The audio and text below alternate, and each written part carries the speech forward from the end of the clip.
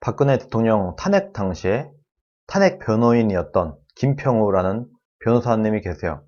이분이 가로세로 연구소에 출연을 해서 방송에 나와서 탄핵의 주범은 사실 황교안이다, 이런 식의 주장을 펼쳐서 지금 굉장히 이슈가 되고 있고, 제가 조금 전에 가서 보니까 가로세로 연구소에 이 동영상이, 김평우 변호사가 나온 이 동영상이 22만 뷰를 넘어서고 있어요.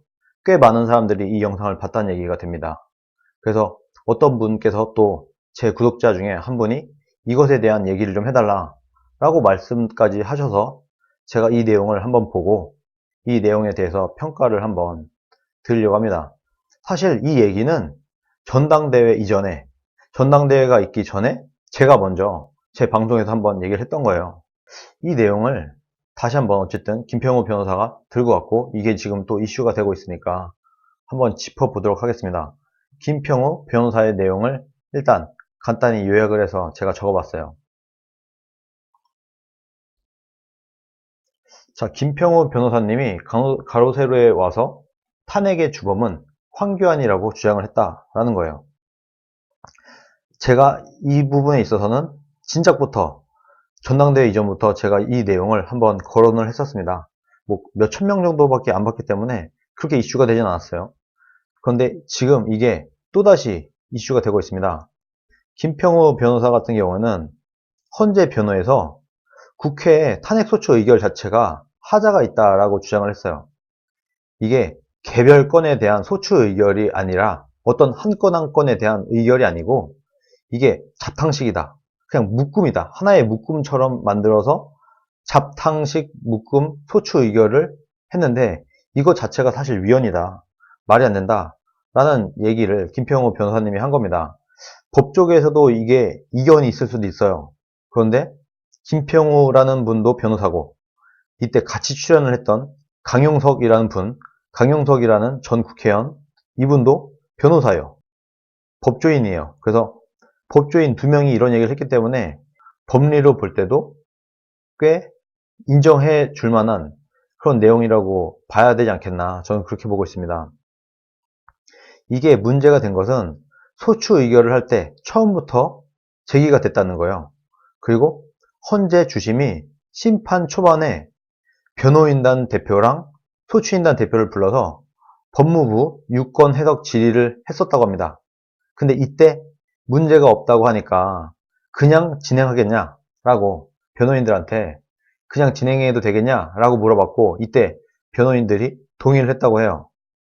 여기서 좀 지금 문제가 되고 있는 것은 이 당시에 권한대행이었던 황교안 대표가, 현재 자유한국당의 대표인 황교안 대표가 법무부 의견을 존중해서 이렇게 얘기를 했어요. 전당대회 토론 때 법무부 의견을 존중해서 그렇게 헌재에 회신하도록 했다라고 얘기를 했다는 거예요. 이 내용인 즉슨 황교안 권한대행이 법무부에 회신하고자 하는, 이 질의에 회신하고자 할 때 이 내용에 문제가 있음을 알고도 오케이를 한 거 아닌가 하는 얘기가 있는 겁니다. 지금 이게 포인트예요. 거기다가 황교안 대표가 법조인 출신이잖아요. 그래서 그때 당시에 법무부의 판단이 옳았는지, 근데 만약에 옳지 않았다고 판단을 했음에도 불구하고 만약에 승인을 했다고 하면 왜 그럼 승인을 했는지, 이런 내용을 밝혀야 될 필요가 있지 않나, 저는 그렇게 봅니다. 심플하게 간단하게 요약을 해서 설명을 드리자면, 검찰이 기소를 했고 그 기소장을 가져다가 국회에서 탄핵 소추를 했어요. 그런데 이때 이 검찰의 기소장을 통과를 시켜줬다, 황교안 당시 권한대행이. 이것이 원래 법무부에 질의를 해서 법무부에서 사인을 하고 이것을 황교안 권한대행한테 보여주고 황교안 권한대행이 오케이 하면은 이게 넘어가서 탄핵 소추가 되는 거였다는 거예요, 이 프로세스가. 그런데 이때 이 법무부에서 답변을 한 내용이 정말 합법적이었는가, 아니면 합법적이지 않았는데 이것을 황교안 권한대행이 어떤 이유에서든 오케이를 했는가, 이것이 핵심 포인트인 겁니다. 근데 어쨌든 간에 황교안이 오케이 했기 때문에 박근혜 대통령이 탄핵이 된 거다. 그래서 김평우 변호사가 볼 때는 이건 좀 뭔가 문제가 있다, 최소한 황교안 당대표가 해명을 좀 해야 되지 않겠나, 이런 얘기를 들고 나온 거예요. 그런데 어떤 법조인은 이렇게 얘기를 하는 분도 있어요. 제가 이게 좀 궁금해서 좀 알아봤어요. 이게 저도 법 전문가는 아니기 때문에 법 전문가들한테 한번 물어봤어요. 그런데 김평우라는 분도 변호사고 강용석 변호사도 변호사예요. 그래서 이 두 분 다 법조인이므로 정말 터무니없는 얘기를 한 건 아닌 것 같다.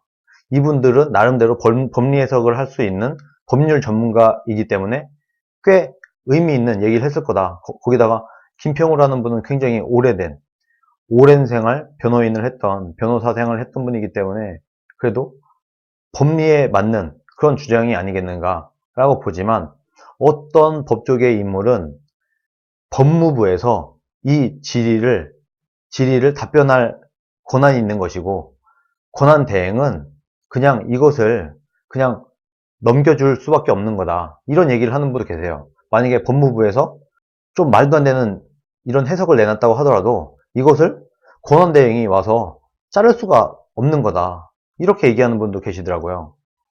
어떻게 보면 황교안 권한대행은 굉장히 좀 강단 있고 정치인이 아니다 보니까 관료 출신이지 않습니까? 황교안 당대표는. 그러다 보니까 내가 뭔가 책임질 만한, 내가 뭔가 리스크를 안고 뭔가 이걸 컷할 만한 이런 위인은 사실 아니잖아요.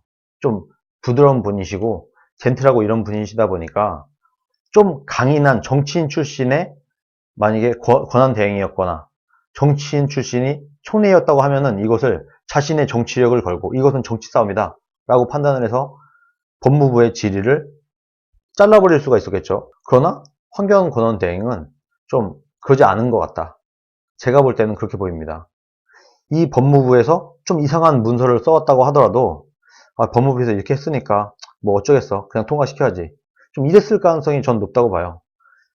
뭐 당시 황교안 권한대행이 박근혜 대통령을 탄핵하기 위해서 이 정말 말도 안 되는 유권 해석을 한 것을 오케이 탄핵시켜 이렇게 했겠습니까? 이건 아닐 거라는 거예요. 그런데 어쨌든 말도 안 되는 이런 유권 해석이 넘어갔다는 거잖아요.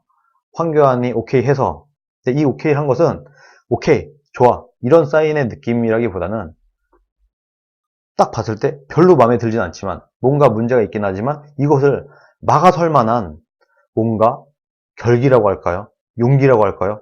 이런 게 없었거나 아니면은 내가 권한대행인데 대통령도 아니고 권한대행 입장에서 이거를 컷할 만한 내가 권한이 있나? 뭐 이렇게 생각했을 수도 있다는 거예요. 그때 당시에 권한대행 시절에 헌법재판관도 임명할 수 있었잖아요. 근데 임명을 안 했죠. 권한대행이라고. 대통령 권한대행이라고 하면은 대통령이랑 권한이 똑같은 거예요. 만약에 저 같았으면 헌법재판소 재판관을 임명을 했을 겁니다. 아니, 내가 권한대행인데 권한대행이면 대통령이랑 똑같은 거야. 그러니까 내가 임명하겠어 라고 임명을 했을 텐데 황교안 당대표는 좀 유순한 스타일이시다 보니까 좀 점잖잖아요. 뭔가 이슈가 될 만한 뭔가 내가 책임질 만한 뭔가의 리스크를 지고 내가 책임질 만한 어떤 행동을 하는 스타일은 아니다 보니까 얘기가 많았잖아요. 그때 뭐 권한대행이 임명을 할 수 있냐 없냐 이런 말이 많았는데 결국 안 했죠. 스타일 이런 겁니다. 그냥 관료들의 스타일. 평생 공무원과 관료만 했던 이분들의 스타일은 이렇잖아요. 우리가 아시다시피. 그래서 이분 스타일상 이렇게 넘겼을 가능성이 많다고 저는 보고 있습니다. 그러나 어쨌든 본인이 법조인 출신으로서 이 유권 질의가 정상적이었는지 아니면 내가 볼 때는 좀 이게 문제가 있었다. 박근혜 대통령 탄핵에 대한 부분은 법적으로 정말 문제가 있었으면 틀림없다. 그러나 뭐 어떤 이유에서든 뭔가 이유가 있겠죠. 제가 지금 말한 것은 추측일 뿐이고 이것을 통과시켜준 이유는 황교안이 가장 잘 알고 있을 거란 말이에요. 그러면 본인이 한 번쯤 밝히는 것이 사실 좋겠다. 저는 그렇게 생각을 합니다. 왜 이것을 통과를 시켜줬는지 뭐 이유야 어떻든 간에 뭐 내가 판단하기에는 권한대행이 이것을 커트할 수 없을 것 같았다 라든가 뭐라도 얘기가 있을 거 아니에요. 뭐 설마 박근혜 대통령을 탄핵하기 위해서 내가 오케이 사인했어 이러진 않을 거 아니겠습니까? 그래서 저는 그렇게 보진 않습니다. 뭐 단지 굳이 말하자면 좀 리스크를 지고 내가 뭔가 책임질 만한 행동을 잘 안 하는 이런 관료의 습성 같은 것 때문에 그때 그냥 법무부에서 나온 이 말도 안 되는 유권 질의를 커트를 하지 못했다. 커트를 했어야 됐는데 커트를 하지 못했다. 저는 그렇게 보고 있습니다. 저는 근데 이제는 이제는 정치인 황교안이 됐어요. 그러면은 정치인은 관료와 다르기 때문에 뭔가 자신이 결단을 내리고 리스크를 지고 책임을 질 수 있는 행동을 당당하게 내려야 된다고 생각을 합니다. 그래서 정치인 황교안이 된 지금에는 이 얘기를 해명을 할 수 있어야 된다라고 저는 기본적으로 봅니다. 그러나 분명히 왜 이제 와서 또 지난 일을 들먹거리냐, 이런 일은 하지 마, 아예 얘기를 꺼내지 마, 그냥 지나간 일은 그냥 덮어, 이렇게 주장하는 사람들도 분명히 꽤 많을 거예요. 뭔가 황교안이 곤란한 상황을 만들어지는 것 자체를 정말 못마땅해 하는 이런 분들이 있을 건데, 이런 분들이 볼 때는 김평우가 왜 지금 뒤늦게 나와서 지금 황교안을 디스하고 황교안을 까는 거야? 뭐 분열 아니야? 또 이렇게 말할 수 있는데, 뭐 진실은 그런 겁니다. 그리고 저는 그렇게 생각을 해요.